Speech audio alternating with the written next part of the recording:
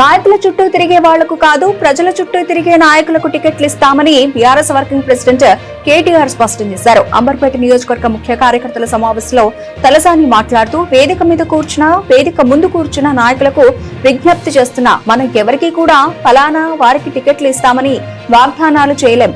ఎవరు ఎక్కువ ఉరుకుతారో, ఎవరు ప్రజా సమస్యల విషయంలో ఎక్కువ పోరాటం చేస్తారో, ఎవరు కార్యక్షేత్రంలో గట్టిగా మెంబర్షిప్ చేస్తారో, ఎవరైతే గట్టిగా ప్రజల కోసం నిలబడతారో, పార్టీ కోసం నిలబడతారో, కేవలం ఎమ్మెల్యే చుట్టూ పెద్ద నాయకుల చుట్టూ తిరిగే వాళ్ళకు కాదు, ప్రజల చుట్టూ తిరిగే నాయకులకు సర్వేల ఆధారంగానే మీకు టికెట్లు ఇస్తామని చెప్పి నేను విజ్ఞప్తి చేస్తున్నానన్నారు.